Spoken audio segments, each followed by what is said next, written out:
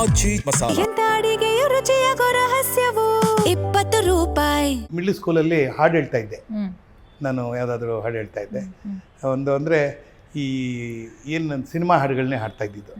ಬಾಗಿಲನ್ನು ತೆರೆದು ಸೇವೆಯನ್ನು ಕೊಡುತ್ತಾ ಒಂದು ಅದು ಭಾಗ್ಯದ ಯಾವುದೋ ಭಕ್ತ ಕನಕದಾಸ ಇರ್ಬೋದು, ಅಥವಾ ಗಾಳಿ ಗೋಪುರದಲ್ಲಿ ಯಾರಿಗೆ ಯಾರುಂಟು ಎರವಿನ ಸಂಸಾರ ನೀರ ಮೇಲನ ಗುಳ್ಳೆ ನಿಜವಲ್ಲ ಹರಿಯೇ, ಇದೆಲ್ಲ ಬಾಯ್ಪಾಠ ಮಾಡ್ಕೊಂಡ್ಬಿಡ್ತಾ ಇದ್ದೆ. ಹಾಡು ಹೇಳ್ತಾ ಇದ್ದೆ. ಇದು ಟ್ಯಾಲೆಂಟ್ಸ್ ಡೇ ಕಾಂಪಿಟೇಷನ್ ಅಂತ ಬರೋದಲ್ಲ, ಅದರೆಲ್ಲ ಭಾಗವಹಿಸ್ತಾ ಇದೆ. ನನಗೊಂದು ಆಸೆ ಏನಂದರೆ ಫ್ಯಾನ್ಸಿ ಡ್ರೆಸ್ ಮಾಡ್ಕೋಬೇಕು ಅಂತ ತುಂಬ ಆಸೆ. ಅನುಕೂಲ ಇಲ್ವಲ್ಲ. ಏನು ಚೀಪೆಸ್ಟ್ ಆಫ್ ದ ಚೀಪ್ ಯಾವುದು ಅಂದರೆ ಕಾಡು ಮನ್ಸ. ಕಾಡು ಮನ್ಸಾಗಿ ಏನು ಬೇಕು? ಬರೀ ಎಲೆಗಳು ಬೇಕು, ಬಳಪ ಬೇಕು, ಇದ್ಲು ಬೇಕು. ಇವು ಮೂರು ಸಿಗೋದು. ನಾನೇನು ಮಾಡಿದೆ, ಒಂದು ಹಗ್ಗ ಗಿಗ್ಗ ಕಟ್ಟಿ ಎಲೆಲ್ಲ ಬಿಟ್ಕೊಂಡ್ಬಿಟ್ಟು ಕಟ್ಕೊಂಡ್ಬಿಡ್ತಾ ಇದ್ದೆ. ಆಮೇಲೆ ಬಳಪನ ಮೀಸೆ ಅಂದರೆ ಹಿಂಗೆ ಕೋರೆ ಹಲ್ಲ ಥರ ಎಲ್ಲ ಹಾಕ್ಕೊಂಡು ಮುಖಕ್ಕೆಲ್ಲ ಕಪ್ಪಚ್ಕೊಂಡ್ಬಿಡ್ತಾ ಇದ್ದೆ. ಹಚ್ಕೊಂಡ್ಬಿಟ್ಟು ಕಾಡು ಮನ್ಸ ಥರ ಮನೇಲೆಲ್ಲ ಕಾಂಪಿಟೇಷನ್ ಸ್ಕೂಲಲ್ಲಿ ಮಾಡ್ತಾ ಇದ್ದೆ. ಪ್ರೈಸ್ ಗೀಸ್ ಏನು ಕೊಡ್ತಾ ಇರಲಿಲ್ಲ, ಭಾಗವಹಿಸ್ತಾ ಇದ್ದೆ. ಅಂದರೆ ಪ್ರೈಸ್ ಬರಲಿಲ್ಲ ಅನ್ನೋ ನಿರಾಶೆ ಆಗ್ತಾ ಇತ್ತು, ಇಲ್ಲ ಅಂತಲ್ಲ. ಬಟ್ ಎಲ್ಲೋ ಒಂದು ಕಡೆ ಪೈಲಟ್, ಕೆಲವರೆಲ್ಲ ಪೈಲಟ್ ಡ್ರೆಸ್ ಹಾಕೊಂಬರೋರು, ಪೊಲೀಸ್ ಡ್ರೆಸ್ ಹಾಕೊಂಬರೋರು, ಇನ್ಯಾವುದೋ ಒಂದು ಡ್ರೆಸ್ಗಳೆಲ್ಲ ಹಾಕ್ಕೊಂಬರೋರು. ಆದರೆ ಪ್ರಯತ್ನ ಬೇಕು, ಫಲ ಆಮೇಲೆ ಕೊಡ್ತಾನೆ. ಪ್ರಯತ್ನ ಮಾಡೋಣ ಅಂತ ನಾನು ಯಾವಾಗಲೂ, ಅದೊಂದು ನಂದು ಯಾವತ್ತೂ ಇರುತ್ತೆ. ನಾನು ಇನ್ಫ್ಯಾಕ್ಟ್ ಸ್ಪೋರ್ಟ್ಸಲ್ಲಿ ಕೂಡ ನಾನು ಭಾಗವಹಿಸ್ತಾ ಇದ್ದೆ. ಏನಪ್ಪ ಜಾಸ್ತಿ ಮಾಡೋದು ಓಡೋದು. ಓಡೋಕ್ಕೇನು ಯಾರು ಹೇಳ್ಕೊಡ್ಬೇಕಾಗಿಲ್ವಲ್ಲ. ಎಷ್ಟು ಲಾಂಗ್ ಡಿಸ್ಟೆನ್ಸ್ ಇತ್ತು, ಸುಸ್ತಿಲ್ಲದೆ ಓಡ್ತಾ ಇದ್ದೆ. ಸೊ ಅದರಲ್ಲಿ 1 ಮೈಲ್ ರೇಸಲ್ಲಿ ಫಸ್ಟ್ ಪ್ರೈಸು, ಆಮೇಲೆ ಲಾಂಗ್ ಜಂಪು, ಹೈ ಜಂಪು, ಆಮೇಲೆ ಶಾರ್ಟ್ ಪುಟ್ಟು, ಇದರಲ್ಲೆಲ್ಲ ಪ್ರೈಸ್ ಬರೋದು. ಅಂದರೆ ನಾನು ಹೇಳ್ತಾಯಿದ್ದು ಹೈಸ್ಕೂಲಲ್ಲಿ. ಹೈಸ್ಕೂಲಲ್ಲಿ ಬಂದಮೇಲೆ ಮತ್ತು ಚಿಕ್ಕ ಹುಡುಗನಾಗಿದ್ದಾಗ ಏನಪ್ಪ ಅಂದರೆ ಈ ಸೈಕಲ್ಲು, ಆಮೇಲೆ ಆಮೇಲೆ ಲಗೋರಿ ಬಾಲ್ ಹೊಡೆಯೋದು, ಅದು ಆಡೋದು, ಕುಂಟೆ ಬಿಲ್ಲೆ, ಈ ಥರದ್ದು ಅನೇಕ ಕಳ್ಳ ಪೊಲೀಸು. ಆಮೇಲೆ ಇನ್ನೊಂದು ಕಂಬಿ ಇರೋದು, ಸ್ಟೀಲ್ ಇದ್ರದ್ದು ಕಬ್ಬಿಣದ ಕಂಬಿ, ಅದನ್ನ ನೆಲಲ್ಲಿ ಕಚ್ಕೊಂಡು ಹೋಗೋದು, ಅದೊಂದು ಆಟ. ಅದು ಮಾಡ್ತಾಯಿದ್ದೆ. ಗೋಲಿ, ಬುಗುರಿ. ನಾನು ಇವತ್ತು ಹೇಳ್ತೀನಿ, ನಮ್ಮತನದ ಆಟಗಳದಲ್ಲ. ನಮಗೆ ಇವತ್ತು ಖುಷಿ. ನೀವು ಗಾಂಧಿ ಬಜಾರ್ ಅಂದ್ರಲ್ಲ, ಅಲ್ಲಿ ಒಂದು ಸುಬ್ಬಮ್ಮನ ಅಂಗಡಿ ಅಂತ ಇತ್ತು. ಮನೆಯಿಂದಿದ್ದು ಸುಬ್ಬಮ್ಮನ ಅಂಗಡಿ, ಸುಬ್ಬಮ್ಮನ ಮನೆ. ಇನ್ನೊಂದು ಕಡೆ ಹೋಗಿದ್ದೆ ಸುಬ್ಬಮ್ಮನ, ಇವತ್ತಿಗೂ ಫೇಮಸ್ಸು. ಬಸವನಗುಡಿನಲ್ಲಿ HB ಸಮಾಜ ರೋಡಲ್ಲಿ ಸುಬ್ಬಮ್ಮನ ಅಂಗಡಿ ಅಂದರೆ ಎಲ್ಲ ಥರದ್ದು ಚಕ್ಲಿ, ಕೋಡುಬಳೆ, ಅದು ನಿಪ್ಪಟ್ಟು ಎಲ್ಲ ಸಿಗೋದು, ಮಸಾಲ ಪದಾರ್ಥಗಳು ಸಿಗೋದು, ತರಕಾರಿ ಸಿಗೋದು, ಪ್ಲಸ್ ಈ ಆಟ ಸಾಮಾನೆಲ್ಲ ಸಿಗೋದು. ಅದೊಂದು ವಿಶೇಷವಾಗಿತ್ತದು. ಆ HB ಸಮಾಜ ಚೌಲ್ಟ್ರಿ ಪಕ್ಕದಲ್ಲಿರೋದು. ಅದು ಒಂದು ರೀತಿಯಾಗಿ ನನ್ನ ಬದುಕೆಲ್ಲ ಬಾಲ್ಯದಲ್ಲಿ ಹಂಗಾಯಿತು. ಥ್ರೂ ಇದಾಯಿತು. ಹೈಸ್ಕೂಲ್ಗೆ ಬಂದಮೇಲೆ ಸ್ವಲ್ಪ ಸುಧಾರಿಸ್ತು. ಅಷ್ಟೊತ್ತಿಗೆ ನಾನು ಜಯನಗರಕ್ಕೆ ಶಿಫ್ಟ್ ಆಗಿಬಿಟ್ಟಿದ್ದೆ. ನಾನು ಇದಕ್ಕೆ ಬಂದುಬಿಟ್ಟಿದ್ದೆ, ಜಯನಗರದ ಮನೆಗೆ ಬಂದಿದ್ದೆ. ಅದಕ್ಕೂ ಮುಂಚೆ ನಾನು ಇದೊಂದು ಮರ್ತುಬಿಟ್ಟೆ. ಬಸವನಗುಡಿಯಲ್ಲಿ ಬಾಂಧನವರ ಬೀದಿಯಲ್ಲಿ ಒಂದು 3 ವರ್ಷ 4 ವರ್ಷ ಇದ್ವಿ. 58ಕ್ಕೆ ನಾನು ಹೇಳಿದೆ, 54 ಆದಮೇಲೆ 58 4 ವರ್ಷ ಆದಮೇಲೆ ಕರ್ಣಿಕರ ರಸ್ತೆ ಅಂತ ಇತ್ತು. ಅದೊಂದು ವಠಾರ, ಅದು ಸ್ವಲ್ಪ ಇಂಪ್ರೂವ್ ಇತ್ತು. ಈ 10 ರೂಪಾಯಿ ಕಟ್ಟಕ್ಕೆ ಸ್ವಲ್ಪ ಇಂಪ್ರೂವ್ ಆದಮೇಲೆ ನಾವು ಒಂದು ಆ ಮನೆಗೆ ಹೋದ್ವಿ. ಅದಕ್ಕೆ 30 ರೂಪಾಯಿನೇ ನಾವು ರೆಂಟ್ ಮಾಡಿನಲ್ಲಿ. ಅವಾಗ ಸಪ್ರೇಟ್ ಕಿಚನ್ನು, ಒಂದು ಹಾಲು, ಸಪ್ರೇಟ್ ಇದು ಸ್ನಾನದ ಮನೆ, ಒಂದು ಟಾಯ್ಲೆಟ್, ಒಂದು ರೂಮ್. ಫಸ್ಟ್ ಇಲ್ಲಿ ರೂಮು ಇಲ್ಲ, ಏನಿಲ್ಲ, ಒಂದರಲ್ಲಿ. ಅಲ್ಲಿ ಒಂದು ಅಡಿಷನ್ ಏನಂದರೆ ಅಡುಗೆ ಮನೆ ಸಪ್ರೇಟ್ ಇತ್ತು, ರೂಮ್ ಸಪ್ರೇಟ್ ಇತ್ತು, ಹಾಲ್ ಸಪ್ರೇಟ್ ಇತ್ತು.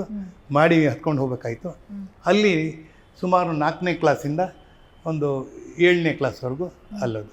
ಸೊ ನಾನು ಹೈಸ್ಕೂಲ್ ಬರುವಾಗ ಜಯನಗರ ಶಿಫ್ಟ್ ಆಗಿಬಿಟ್ಟು, ಜಯನಗರಿಗೆ ಅಲ್ಲೊಂದು 2 ವರ್ಷನೋ 3 ವರ್ಷ, 61 to 65 ಅಲ್ಲಿದ್ದೆ. ಅದೊಂದು ಥರದ ಲೈಫು. ಅಲ್ಲಿಂದ ನಡ್ಕೊಂಡು ಬರ್ತಾಯಿದ್ದೆ. ಜಯನಗರ 4th T ಬ್ಲಾಕಿಂದ ನಮ್ಮ ನ್ಯಾಷನಲ್ ಹೈಸ್ಕೂಲ್ಗೆ ಬರ್ತಾಯಿದ್ದೆ. ಆಗ ಸ್ವಲ್ಪ ಕಷ್ಟ ಏನಂದರೆ ಬಸ್ ಪಾಸ್ ಇರಲಿಲ್ಲ ನನಗೆ. ಬಸ್ ಪಾಸ್ ಮಾಡಿಸೋದು ಕಷ್ಟ ಆಗಿತ್ತು. ಸೊ ಹೆಂಗೋ ಡ್ರೈವರ್ನ ಫ್ರೆಂಡ್ಶಿಪ್ ಮಾಡ್ಕೊಂಡು ಅವ್ರ ಹಿಂದೆ ನಿಂತ್ಕೊಂಡು KNS ಅವ್ರವ್ರಿಗೆ ಹಂಗೆ ಬಂದು ಗೊತ್ತಲ್ಲ, ಅವತ್ತೆಲ್ಲ ಅವ್ರನ್ನೆಲ್ಲ ನೆನೆಸ್ಕೋಬೇಕು ನಾವು. ಯಾಕೆಂದರೆ ಅವತ್ತು ಯಾರು ಅಷ್ಟೊಂದು ಕಂಡೀಷನ್ ಆಗಿ ಯಾರು ಲೈಫಲ್ಲಿ ಇರಲಿಲ್ಲ. ಟಿಕೆಟ್ ತೊಗೊಳ್ಳಿಲ್ಲ, ಹುಡುಗರು ತಾನೇ, ಏನು ಹೆಂಗಂತ ಹೇಳ್ಬಿಡೋರು. ಅದಾದಮೇಲೆ ಕಾಲೇಜಿಗೆ ಬಂದೆ. ಕಾಲೇಜ್ ಬರೋಷ್ಟೊತ್ತು ತಿರ್ಗಾ ಬಸವನಗುಡಿಗೆ ಬಂದ್ವಿ. ಆವಾಗ ನಂಟು ನಿಮಗೆ. ಈಸ್ಟ್ ಆಂಜನೇಯ ಟೆಂಪಲ್ ಸ್ಟ್ರೀಟಲ್ಲಿ ಬಂದ್ವಿ. ಅಲ್ಲಿ ಬಂದಾಗ ನನ್ನ ನಾಟಕದ ಲೈಫ್ ಶುರುವಾಯಿತು. ನನ್ನ ನಾಟಕದ ಲೈಫ್ ಶುರುವಾಯಿತು. ಅಲ್ಲಿ ಹೈಸ್ಕೂಲಲ್ಲೇ ನಾನು ಕಾಲೇಜಲ್ಲೇ 4 ವರ್ಷ best actor. Super. First PUC ಇಂದ ಹಿಡಿದು ಇದರಿಂದ ಈ ಮಧ್ಯದಲ್ಲಿ ಒಂದು ಹೇಳೋದು ಮರ್ತ್ಬಿಟ್ಟೆ.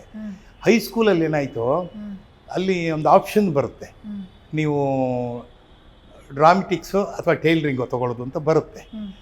ಅದಕ್ಕೆ 20 ರೂಪಾಯಿ. ನಮ್ಮ ತಂದೆ ಹತ್ರ ತಿರ್ಗಾ ಗೊತ್ತಲ್ಲ, ಆ್ಯಸ್ ಯೂಶುವಲ್ ಅಪ್ಪನ ಹತ್ರನೇ ಹೋಗ್ಬೇಕು, ಇನ್ನೇನು ಮಾಡೋದಿಲ್ಲ.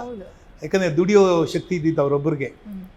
ನಾನು ಹೋದ ತಕ್ಷಣ ಕೇಳಿದೆ, ಅಪ್ಪ ಈ ಥರ ಟೈಲರಿಂಗ್ ಇದೆ, ಡ್ರಾಮೆಟಿಕ್ಸ್ ಇದೆ, ನಾನು ಟೈಲರಿಂಗ್ ಸೇರ್ಕೊಂಡ್ಬಿಡ್ತೀನಪ್ಪ. ನನ್ನ ತಲೆಯಲ್ಲಿ ನಾನೇ ಟೈಲರ್ ಆಗಿಬಿಟ್ರೆ ನನ್ನ ಬಟ್ಟೆ ನಾನೇ ಹೊಲ್ಕೋಬೋದಲ್ಲ.